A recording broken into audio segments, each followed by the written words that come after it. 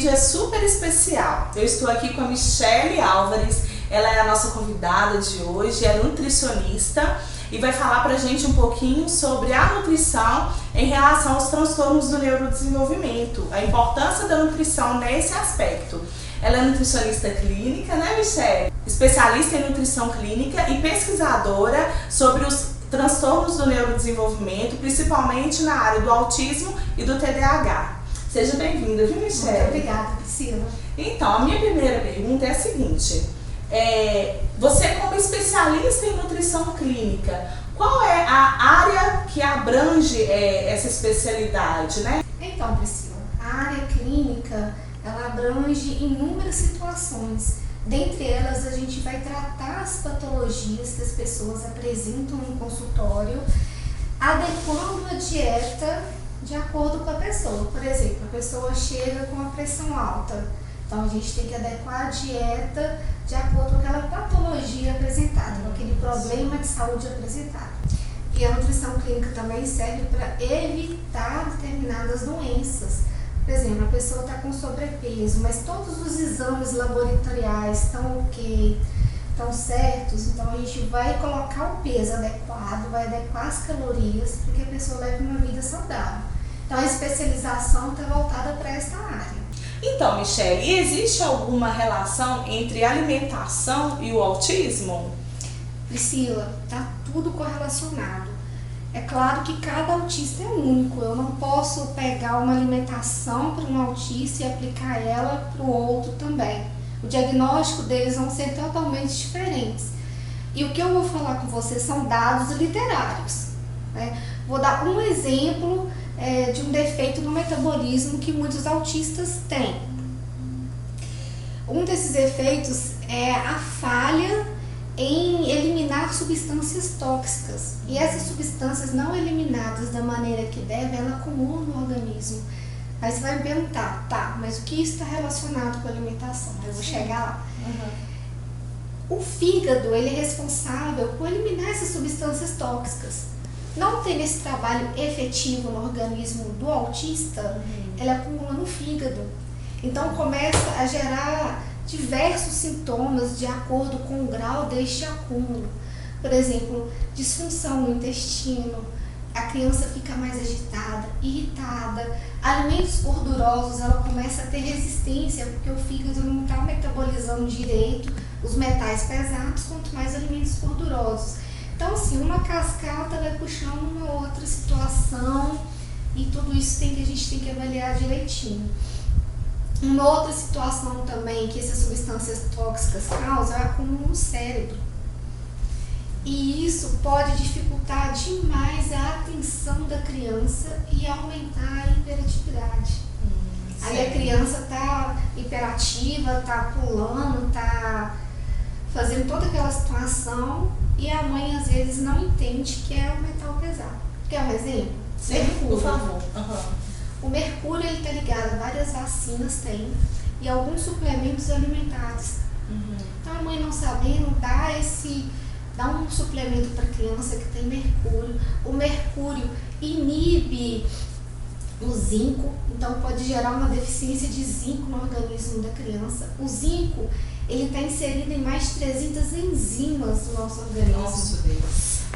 Todas essas enzimas estão relacionadas ao metabolismo de carboidrato, de proteínas, lipídios e ácidos nucleicos. E o zinco também está responsável no sistema imune. Tá. Então essa redução, essa queda por um tempo longo, ela pode expor o organismo da criança autista ou da pessoa autista a vírus, a infecções, ela fica mais suscetível a esse tipo de situação. Então, assim, um pouquinho do metabolismo. Você tem um exemplo. Sim.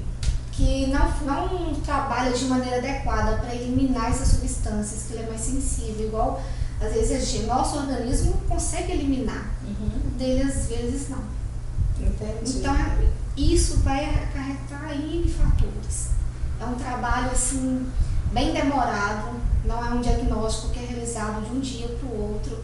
E tem que ter acompanhamento de várias equipes, de vários profissionais. Sim, então, pelo que você está falando, o comportamento está totalmente direcionado, ligado a essas substâncias, né? A essa falta de eliminação, né? Então, a parte comportamental que a gente trata, né? Com alimentação. Então, ou seja, o trabalho ele tem que realmente ser multiprofissional, né? Porque às vezes é uma questão da nutrição que é tratada, né? Que é sanada, ela traz uma mudança no comportamento, uma melhora nesse comportamento. Olha só a importância de a gente entender essas coisas, né? Priscila, é muito sério. Pensa o acúmulo dessas substâncias no organismo, o estresse oxidativo que isso não causa. A criança, que a gente é exposto a vários tipos de substâncias durante o dia. Sim. Entendeu? E eles também, do mesmo jeito que a gente é exposto, eles também ficam. Então, e um organismo, assim, independente se é criança, ainda mais é imaturo, é sensível, né? É um organismo sensível, não dá para comparar, né? Como eu te falei, cada autista é único. Uns vão ser mais resistentes, outros não. Então é um trabalho individual, individualizado, você não pode comparar. Tem muitas mães que comparam o filho autista com o filho da amiga, não existe isso. Cada um tem um diagnóstico específico. Pois é. Tem mães que ficam desesperadas. Nossa, o diagnóstico de fulano deu isso, já começa até entrar numa crise depressiva, achando que o filho vai dar o mesmo problema. Exatamente, às vezes é totalmente diferente, né? O problema é outro, né? Totalmente diferente. Aí entra a atuação médica para poder fazer todo o diagnóstico corretamente, depois a nutricional para ir equilibrando, né, todos os nutrientes e os déficits desses nutrientes. Então, Michele, inclusive, no meu caso, o meu filho ele fez alguns exames, né, que tem que ser feitos, e o meu mais novo, o Abner, e deu alteração no alumínio. O alumínio dele estava muito alto.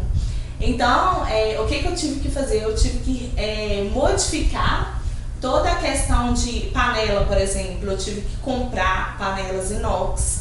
Eu não posso fazer um alimento no forno e colocar aquele papel alumínio por cima. Entende? Então eu tive que fazer toda uma modificação lá em casa, e também ele entrou com suplementos, né, com alguns alimentos para poder tentar reduzir, eliminar esse alumínio, e depois, agora de um tempo, a gente vai fazer o exame de novo, né? Priscila, que situação, hein? Porque todos os nossos utensílios, 90% das casas tem alumínio, a panela de alumínio, garfo de alumínio, tudo é alumínio. Então esse acúmulo pode danificar, né, o comportamento dele. Sim. Porque são substâncias tóxicas. Eu dei o exemplo do mercúrio, mas são inúmeras substâncias. Exames específicos têm que ser feitos pelo médico para poder detectar esse tipo de acúmulo dessas substâncias e fazer uma intervenção imediata. Antes que cause uma piora no quadro da criança. Né, até mesmo algumas lesões por acúmulo desses metais pesados, o estresse oxidativo, o organismo não consegue eliminar, então é um estresse enorme que causa. Então, e o comportamento diz tudo, né? O comportamento é o que a gente vê em casa, né? E olha quanta coisa que tem que ter o tratamento adequado, né? Então, diante de tudo isso que a gente tem conversado, no seu parecer, qual seria a melhor dieta para uma criança que está dentro do espectro do autismo? Priscila, hoje em dia, baseado em dados literários, a dieta mais usada para criança autista é sem glúten e sem caseína. Tá? Por quê? Hoje em dia, todos os alimentos industrializados contêm glúten. O glúten é uma proteína que ela está ligada, que ela dá consistência na hora da produção, em bolos, pães. Então, ela dá aquela consistência, fica fofinho. Por isso que ela é muito utilizada. A farinha de trigo é muito utilizada. Tanto que se você pega uma farinha de arroz, ele fica um pouco quebradiço, porque o glúten ela dá essa consistência para o alimento. No entanto, deixa ele fofinho, né?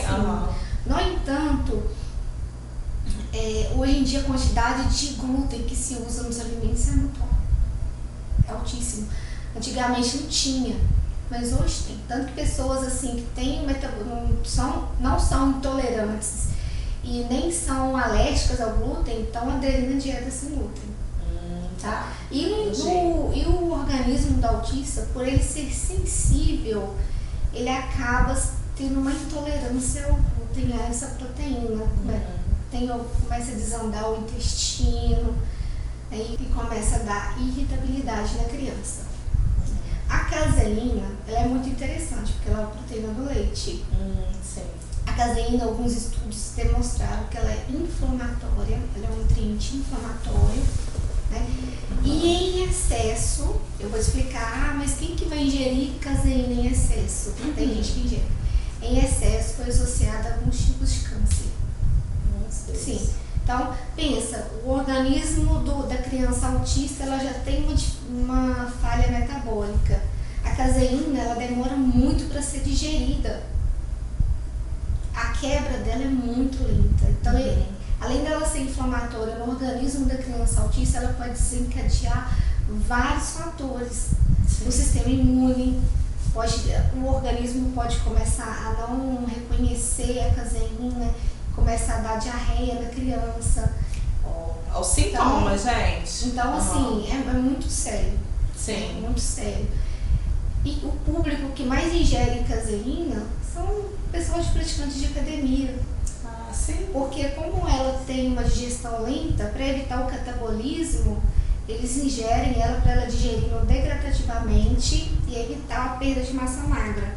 Só que muitas vezes eles não sabem o que estão por trás, porque uma dieta às vezes balanceada, saudável em termos de proteína, ela vai dar todo esse aporte que eles precisam. Entendo. Não precisa procurar pela caseína para isso, né? Não tem necessidade. Eu dei um exemplo, porque às vezes tem públicos que consomem a caseína, mas para criança autista, ela geralmente tem, ela não é de uma boa... Recomendável, não é recomendável. E a lactose. A lactose, ela é interessante porque quando é criança, a lactase que digere a lactose, ela é mais alta, ela tem uma produção maior. Quando vai ficando mais velho, a tendência da enzima lactase, ela é cair drasticamente. Então, algumas pessoas começam a ficar intolerantes à lactose. Depois de velho, né? Depois de cresce. Muitas vezes o autista pode ser intolerante à lactose também. Nem sempre falam, mas se é intolerante à caseína, consequentemente pode estar intolerante a esse carboidrato, porque a lactose é um tipo de carboidrato, mas ele depende da lactase para ser digerido. E a lactase é produzida de acordo com a ingestão de leite ou seus derivados. Se o organismo às vezes não está ingerindo a lactose, então vai entender que não precisa ficar produzindo tanta lactase. Mas isso aí é refletido mais quando fica na vida adulta, a pessoa mais velha. Tanto que dá dor de barriga. A pessoa que a vida inteira cortou a lactose, ele não era alérgico, não era intolerante, 10 anos depois resolveu ingerir novamente, vai dar uma dorzinha de barriga. E Michele, você podia falar um pouquinho então desses sintomas, como que a mãe está assistindo a gente, ela pode observar no corpo do filho e poder ter algum tipo de suspeita que ele tem algum tipo de alergia ou intolerância a esses alimentos que você tem falado pra gente aqui. Priscila, o principal sintoma é gastrointestinal. A criança começa a ter gases, aquela barriguinha cheia, né? Você vai bater, você vê aquela flatulência. O organismo desanda, o intestino desanda. Geralmente, o intolerante à lactose, à caseína, tende a dar uma diarreia. E também pode prender o intestino. Casos de diarreia são mais frequentes. Mas pode ter os dois sintomas, né? Além da flatulência, pode estar aderida a outros também, mas tem que ser observado. Sempre quando a criança ingerir determinado alimento, a mãe tem que observar. A mãe tem que observar tudo, porque ela é o canal que vai me passar todas as informações.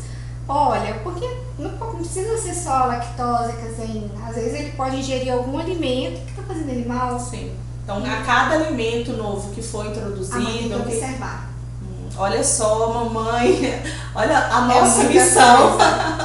É muita coisa pra gente, mas a gente dá conta, tá? É impossível. A gente dá conta, não é impossível. Muito bem. Michele, e sobre a seletividade alimentar? Por que algumas crianças, ou a maioria das crianças, né, com TEA, tem recusa alimentar?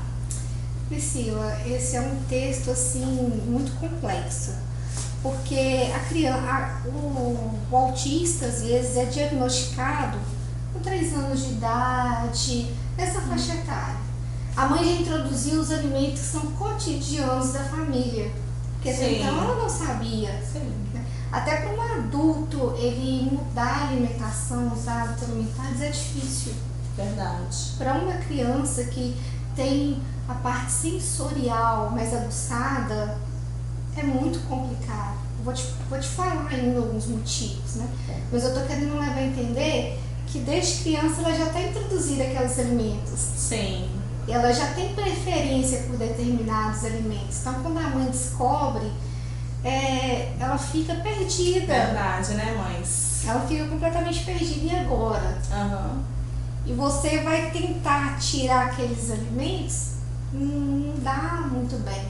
Aí vira um ciclo, né? A criança passa mal, ele sente fome, a mãe vai lá e dá aquele alimento. E às vezes a mãe fica totalmente perdida. Sem fazer. A gente come com os olhos. Às vezes você vê, você nem tá com fome, você vê algo interessante e você vai lá e come. O autista, ele é muito sensível nessa parte sensorial, paladar. Você lembra lá no início que eu falei a respeito do acúmulo do fígado, dos metais pesados? Uhum. Isso pode gerar um gosto metálico na boca da criança. Olha! Aí aquele alimento que é uma delícia, a criança que é saudável, a criança pode desprezar, porque o acúmulo desses metais pesados no fígado pode gerar esse gosto. Afeta esse paladar. Afeta o paladar. Nossa. Então a criança vai ingerir, ela vai desprezar aquele alimento. Sim. Foi feita uma pesquisa nos Estados Unidos que 69% das crianças, eles rejeitavam novos alimentos devido à textura. Sim, ou seja, é uma questão sensorial. É uma questão sensorial. Textura, E 58% das crianças, o visual da comida. Às vezes olhava, não achava atrativa, a textura não era agradável, formava aquele bolo alimentar na boca e a criança pegava e colocava cospe, é isso que eles fazem. Exatamente. Uhum. Joga na cara da gente. Mas desse é a jeito, realidade. Quem tem criança, pega na boca, pum, joga. Realidade. Então, assim, a mãe tem que trabalhar muito essa questão da alimentação da criança, para poder conseguir introduzir e amenizar esses hábitos do autista, porque eles são resistentes a novidades. Eles criaram aquele hábito, aquele mundo, a as rotina dele, a rotina, é. para você introduzir. É verdade. E não é só eles, Priscila. Se for analisar, a gente também, a gente tem uma rotina, quando sai da rotina, a gente acha estranho. Então é um trabalho árduo e demorado. Sim. Então, Michele, essa questão que você está falando, eu tô lembrando lá de casa, né? O meu menino mais velho, o André, ele sempre teve resistência a alimentos assim, a sopa. Sabe quando você faz, por exemplo, uma carne ao vinho e ele tem a carne com o caldo, né, pra gente comer com o pão? Ele nunca gostou, ele sempre olhava aquela comida com água, né, porque o caldo e a carne, né, eu sempre coloco uns legumes e tal. Mas ele vomitava, ele enojava, ele olhava e já sentia náusea. Ele não conseguia comer junto com a gente. Então hoje eu ainda faço as minhas adaptações em relação à culinária. Eu coloco o arroz, eu sei que ele não gosta, eu já coloco a carne mais sequinha e os legumes. Eu não coloco o caldo da carne, com os legumes para ele comer com o pão, entendeu? E assim era para sopa, para qualquer tipo de alimento. Em ensopados. Os ensopados ele nunca gostou, ele sempre olhava pro alimento e já dava um mal-estar nele.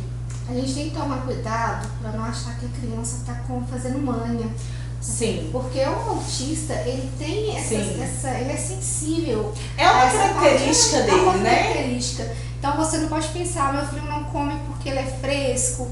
Não é, a criança olha aquele determinado alimento, então ela associa aquilo como algo não prazeroso e acaba não ingerindo. Então a gente tem que tomar muito cuidado, e é isso que você fez mesmo, é você colocar alimentos que goste, que faz bem para ele e que ele se sinta livre em comer, porque assim você vai estar abrindo um leque de outros tipos de novidades, você deixa ele livre. Isso, aí ele não vai ter aquela resistência, ele vai entender que eu o entendo e não vai ficar associando também o momento de comida com algo ruim, né? O momento do alimentar com alguma coisa ruim, porque isso eu percebia muito nele, né? O meu menino mais novo, o Abner, já é com texturas cruas. É sério? Sério, a cenoura ele come cozida, mas a crua ele não come. Eu comecei a perceber. Olha só que interessante. A cenoura crua, ela é dura. Ela tem um pouquinho mais, exige um pouco mais a mastigação. Exato. Tem muitas crianças, os autistas, às vezes, que está relacionado com essa falha motora, tem um desgaste maior para mastigar e muitas vezes não querem comer aqueles alimentos mais duros. Isso, porque exige um pouco mais, Exige um pouco né? mais, então eles preferem evitar. Exatamente. Priscila, eu vou fazer um comentário aqui que muitas pessoas podem achar até estranho. O visível, o alimento visual, ele consta muito, principalmente para as crianças autistas. Se você pegar uma torta, pode ser tanto doce ou salgada, mastigar esta torta e depois pegar o que você mastigou e pôr no prato, você vai ter nojo daquele alimento. Com certeza, com certeza. Mas mudou em termos de nutrientes? Não, é a mesma torta. É a mesma coisa, é verdade. Tenta analisar como o autista vê. É a mesma coisa, às vezes tem aqueles alimentos com tantos nutrientes, mas se não for visível, ele vai olhar aquilo e não vai ser atrativo para ele. É verdade. Então você só misturou os alimentos na boca, não teve, pode ter ajuda algumas enzimas digestivas que estão na saliva, mas em termos é a mesma torta que você ingeriu. É verdade. Então assim, você vai ter nojo daquilo porque mudou totalmente a forma, né? O formato daquele alimento. Então o autista praticamente ele avalia com a mesma... ele avalia essa situação desse jeito. Sim, sim. Ele não sente prazer, ele sente nojo de ver aquele, igual o André. Ele vê a água, aquele negócio, ele se associa com algo não agradável. Isso mesmo. E eles são Gente, sensíveis. Quanta riqueza, hein, em nossa entrevista. Michele, eu também vejo algumas mães forçando essa questão da alimentação. Tipo assim, não, ele tem que comer isso aqui, aí força, né? E gera assim, um momento de muito transtorno. Como que você orientaria essas mães? Deve mesmo assim, a introdução alimentar, porque a criança ela vai ser muito seletiva, né? Como que ela vai introduzir? De uma forma forçada mesmo? Como que essa mãe tem que fazer? Deve fazer? Você chegou num ponto assim primordial. Porque muitas mães abandonam o tratamento por não ter paciência, porque isso é tempo. Você não vai mudar o hábito do seu filho em 2 meses, 3 meses, isso é questão de anos. E forçar jamais. Quando você força algo para a criança, ela não vai estar aberta nunca a experimentar alimentos novos. Jamais você pode fazer isso. Mas o que acontece que eu percebo muito? Às vezes a criança dá uma crise, pega pirraça, chora. E o que as mães fazem? Come isso aqui, menino. Não tem paciência. Não estou falando que você, mãe, faz isso, mas na hora do aperto da criança pegando o birra, você dá para ele o que você tem naquele momento. Então ele vai associar a birra àquela alimentação que ele quer. E às vezes o insucesso na área da alimentação está ligado a tudo isso, porque a família não interage, não muda junto com a criança. Sim. Se você está na sua casa, você come chocolate, tem cafeína que estimula mais ainda o sistema nervoso, ele vai ver, ele vai querer comer também. Sim. Se ele está te vendo comer. E aí você vai negar para ele. Exatamente. Aí aquilo que ele não quer, você vai, toma, come, força. Sim. Tá ligado. Então o que eu aconselho é nunca forçar. Aí, por exemplo, ele tem um alimento que não é aconselhável, mas que ele ama, você não deve tirar esse alimento de imediato. Você deve amenizar a quantidade e inserir nos alimentos ideais, adequados para ele, e deixar os alimentos disponíveis para ele conhecer.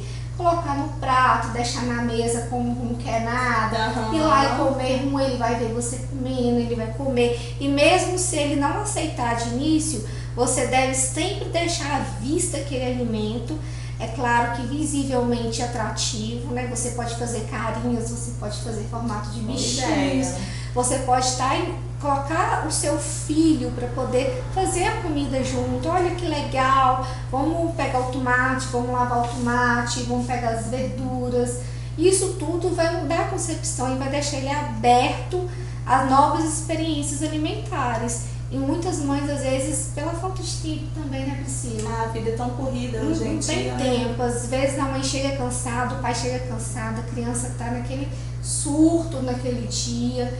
Então, até acalmar é mais a criança, prático, né? Dar para ele o que ele quer, né? Porque às vezes o desgaste emocional que tudo isso causa, que esse contexto causa, é enorme.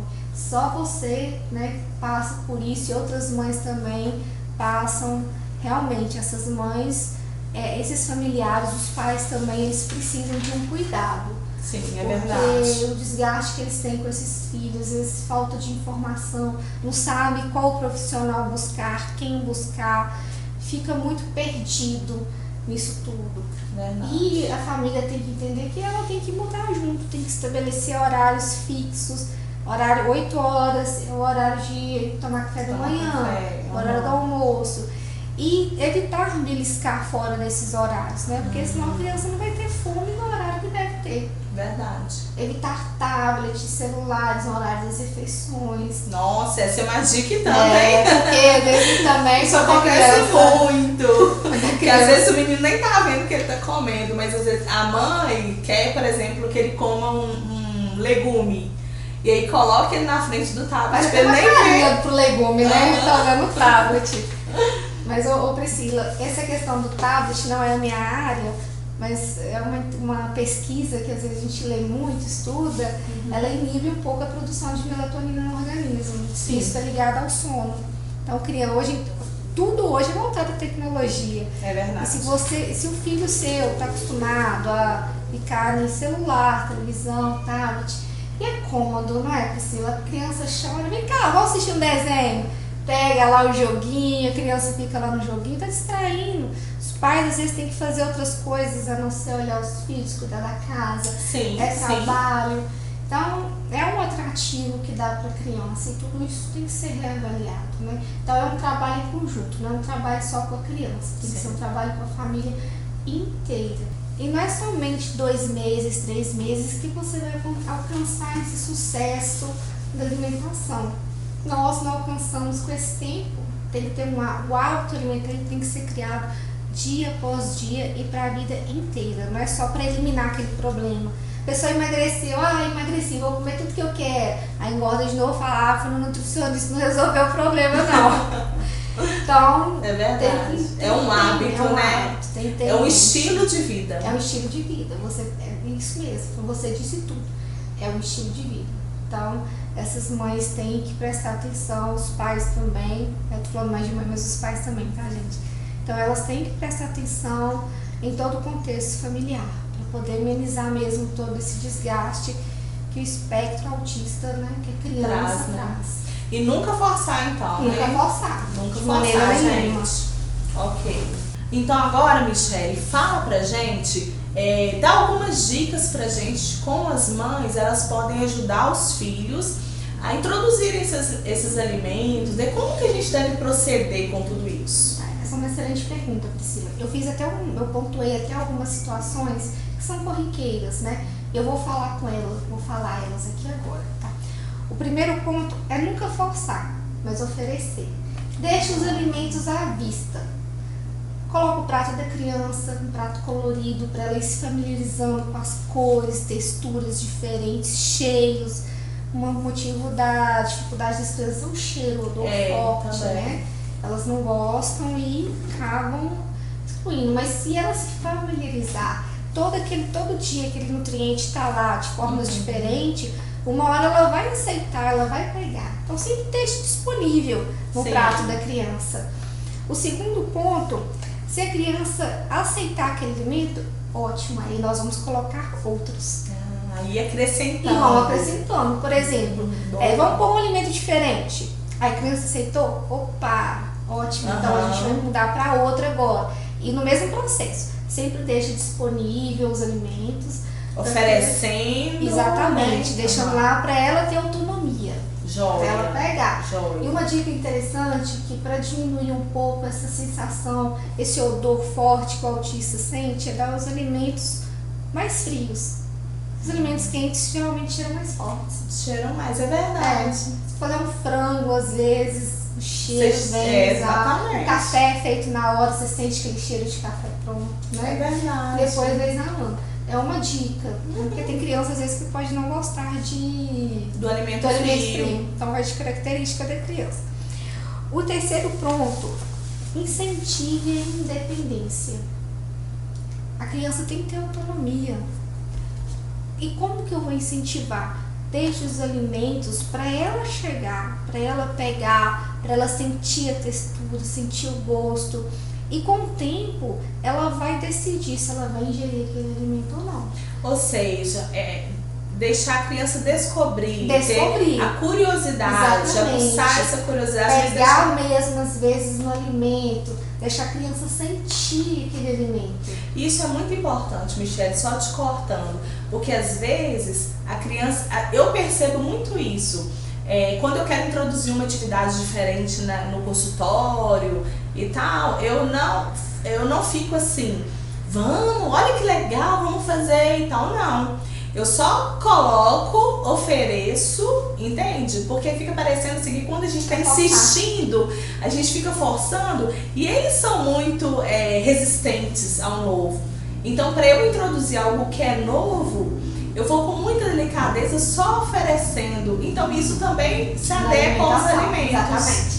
Ok, ótima dica. Essa outra dica que eu vou dar, ela demanda um tempinho dos pais, que são atividades lúdicas, são atividades de educação nutricional e alimentar. O que seria? Você pode pegar, por exemplo, o desenho de um tomate.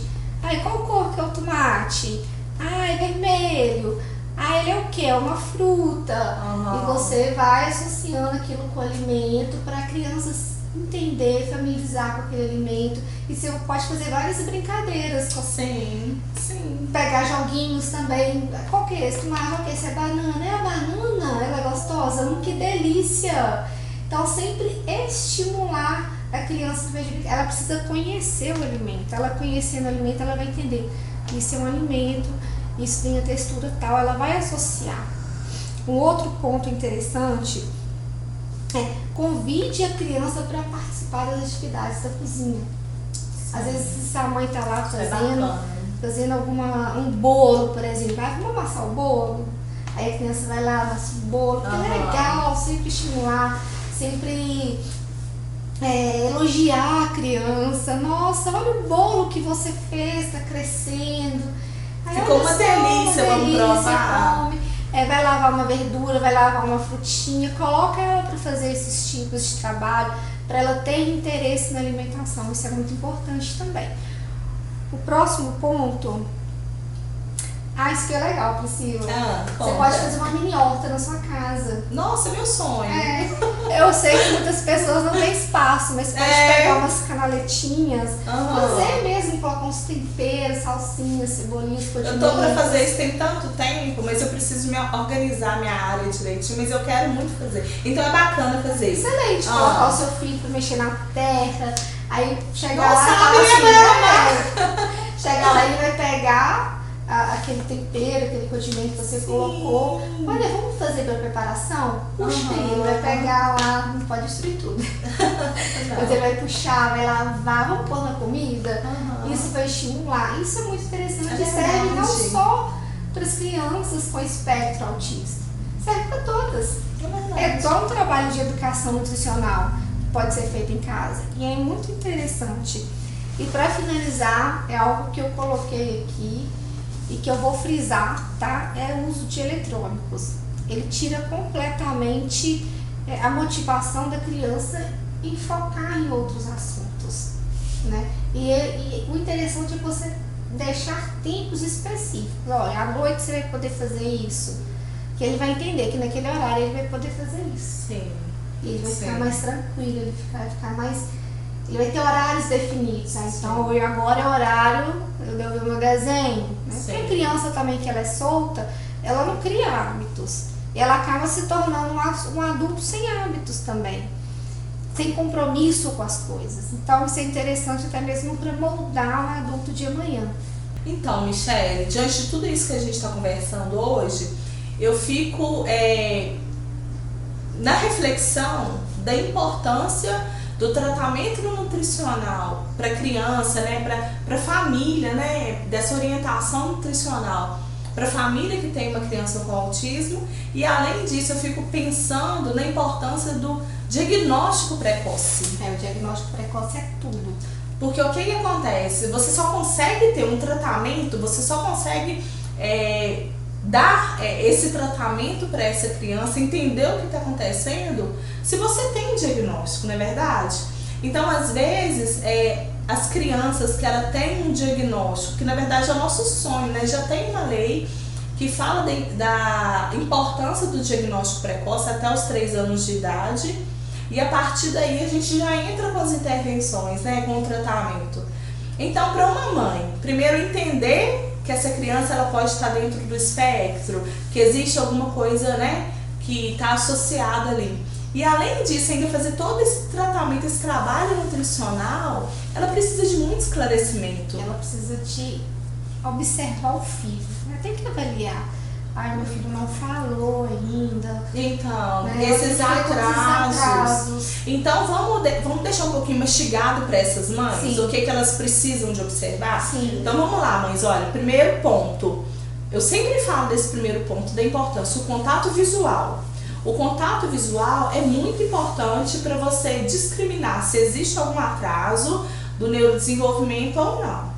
Toda criança, né, Michele? Todo bebezinho, quando você brinca com ele olha nos seus olhos, ele te responde, ele tem essa reciprocidade, né? Ele dá uma reação, como você está falando, de sorrir, de brincar. Então, primeiro ponto, se a sua criança ela não te dá uma reação, é importante você verificar, ficar atento. Um outro ponto muito importante é o atraso na comunicação, né? Na fala, principalmente. Essas crianças, elas costumam ter um atraso significativo na fala. Ou fala, mas fala de uma forma muito aquém ou esperado, né? Então, esse atraso na fala, se ele for verificado, se ele for diagnosticado, é muito importante, já é um grande passo também. E essas questões sensoriais também, né, Michele? O terapeuta ocupacional, ele vai trazer uma avaliação muito específica nessas questões sensoriais, e ele também vai trazer o tratamento de integração sensorial. E isso vai também fazer toda a diferença para essa criança, né? Então, tá bom, Priscila, o meu filho é pequenininho, ele tem essas características. De cara, já vai ao médico. Procura profissionais certos. A maior dificuldade, às vezes, é encontrar os profissionais certos, Priscila. É verdade. Porque nem sempre no lugar onde você mora existe. É verdade. Então, a falta de informação, como você mencionou no início, ela às vezes atrapalha muito esse diagnóstico. É verdade. Mas aí o que acontece? Eu penso assim, Michele, e qual que é o meu trabalho em cima disso? Que as mães, elas precisam ter esse empoderamento.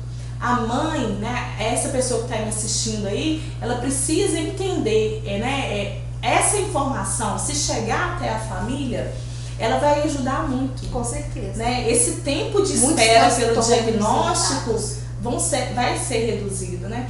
Então, olha, procura um neuropediatra, procura algum profissional que entende do assunto, né? Os médicos são os profissionais mais adequados para você procurar, mas se não tiver nenhum médico que entenda, às vezes muitas mães levam um médico, o médico fala, não, esse menino vai falar uma hora, esse menino vai desenvolver, então assim, já procura uma segunda opinião, né? Se você sente que tem alguma coisa diferente, procura. E depois procura um nutricionista, sim, né, Michele? Muitos transtornos. Então, porque o nutricionista, ele vai conseguir fazer essa orientação nutricional também, ele vai pedir os exames, ele vai encaminhar para outros profissionais. E é muito importante que essa questão do organismo, né, tudo isso que a Michele falou, né, que o organismo da criança autista é diferente, ele é mais sensível. O que pode acontecer? Se você tratar precocemente, que ganho você vai conseguir, né, nos comportamentos, né? Que ganho você vai conseguir nas terapias, a resposta ao meu tratamento vai melhorar, vai aumentar, né? Com certeza, sem dúvidas. Se a mãe tem um diagnóstico precoce, ela pode evitar muitos transtornos transtornos, até ela encontrar o que ela estava buscando. Com certeza, até mesmo no comportamento, porque a alimentação está ligada ao comportamento, a evitar o acúmulo de substâncias tóxicas no organismo, aquilo que a gente estava falando ao longo do vídeo. Ok. Então, Michele, eu quero assim, né, te agradecer por você ter aceitado esse convite, por você trazer toda essa sua bagagem de conhecimento, que foi muito enriquecedor, foi muito produtivo, né? Eu espero que a gente alcance muitas pessoas através desse vídeo e que muitas mães possam usufruir desse conhecimento, né, que você veio trazer pra gente. Muito obrigada. Priscila, eu que agradeço poder compartilhar tudo aquilo que eu tenho estudado. É claro que a gente tem constante estudo, cada criança é única, cada autista é único, então a gente tem que estar estudando, tem que avaliar cada situação para poder ter uma intervenção adequada. E para quem precisar também de alguma informação, pode me procurar no Instagram, sempre tem informações sobre autismo, @mini.nutri. Vocês vão encontrar lá e podem me fazer perguntas, eu estou à disposição de vocês. Obrigada, Michele. Então, mamãe, muito obrigada. Eu espero que você tenha gostado desse vídeo, né, desse bate-papo, que foi muito prazeroso e proveitoso.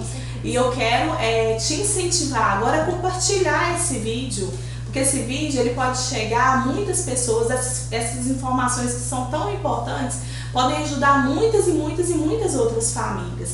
Compartilhe esse vídeo se você gostou, ajude outras pessoas, que é o nosso intuito aqui, tá bom? Então espero que você tenha gostado e até o próximo vídeo. Tchau, tchau!